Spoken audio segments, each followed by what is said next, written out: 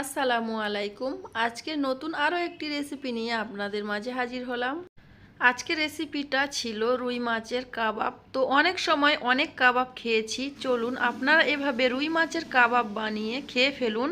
রুই মাছের কাবাব বানানোর জন্য আমি এখানে ফ্রাই প্যান বসিয়ে দিয়েছি, আর ফ্রাই প্যানে পরিমাণ মতো পানি দিয়েছি, আর হলুদ দিয়েছি, সামান্য একটু লবণ দিয়েছি, আর এখানে 3 পিস আমি রুই মাছ দিয়ে দিয়েছি।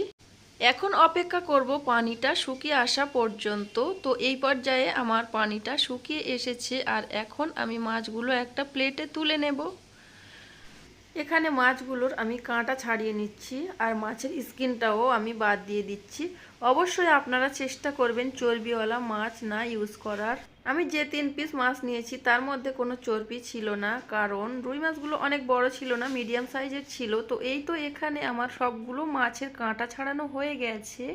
বড় সাইজের একটা লঙ্কা কেটে দিয়েছি, আর বড় সাইজের একটা পেঁয়াজ কেটে দিয়েছি। হাফ চামচ হলুদ গুঁড়ো, হাফ চামচ লঙ্কা গুঁড়ো এবং হাফ চামচ গোলমরিচের গুঁড়ো, হাফ চামচ ধনিয়া পাউডার এবং 1 চামচ কাবাব মশলা দিয়ে দিয়েছি। ওটা একটু সাইড করে রেখে দিয়ে এখানে একটা ডিম নিয়েছি, আর ডিমটা খুব ভালোভাবে কাঁটা চামচের সাহায্যে ফেটিয়ে নিয়েছি।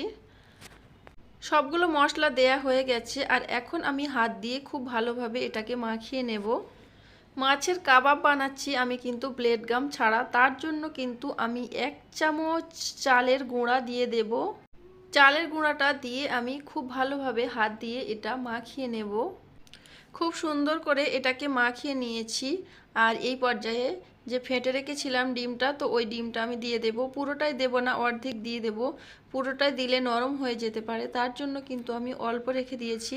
তো যতটা লাগবে ততটা দেব, আবারও একটু দিয়ে দিলাম। এখানে সম্পূর্ণটা ডিম দেইনি, একটু রেখে দিয়েছি। আর আদা রসুন বাটা দিতে ভুলে গিয়েছিলাম, তার জন্য আদা রসুন বাটা আমি দিয়ে দিলাম।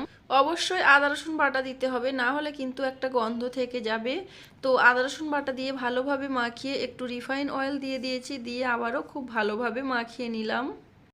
এদিকে ইন্ডাকশান ওভেন অন করে আমি কড়াতে তেল গরম করতে দিয়েছি, আর এখন হাত দিয়ে শেপ দিয়ে আমি তেলের মধ্যে ছেড়ে দেব। আপনারা যে কোনো শেপে করতে পারেন, তো আমি আমার পছন্দ মতো এই শেপটি দিয়ে নিচ্ছি। এই শেপটি আমার কাছে খুবই ভালো লাগে। মাছটা সিদ্ধ করার সময় যেহেতু আমি লবণ দিয়েছিলাম, তো মাখানোর সময় অল্প করে কিন্তু লবণ দিয়েছি। খেয়াল রাখতে হবে, খুব বেশি একটা লবণ দেয়া যাবে না। আমি আবারও বলে দিলাম আপনাদেরকে।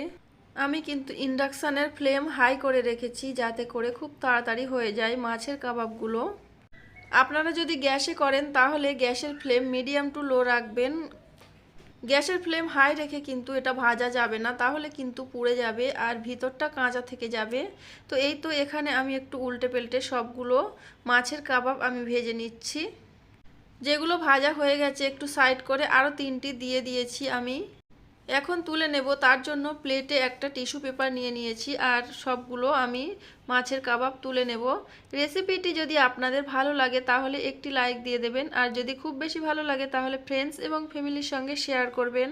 যারা মাছের কাবাব রেসিপিটি এখনও বানাননি অবশ্যই একবার ট্রাই করবেন, আর অবশ্যই কাঁটা ছাড়া মাছ নেবেন। যেই মাছে কাঁটা আছে ওই মাছ নিতে চাইবেন না, তাহলে কিন্তু কাঁটা বেঁধে যেতে পারে গলায়। আপনাদের সঙ্গে কথা বলতে বলতে সবগুলো মাছের কাবাব ভাজা হয়ে গেছে। ফাইনাল লুকটা আপনাদের সঙ্গে শেয়ার করলাম। তো কেমন হয়েছে অবশ্যই কমেন্ট করে জানাবেন। সবাই ভালো থাকবেন, সুস্থ থাকবেন। আল্লাহ হাফেজ।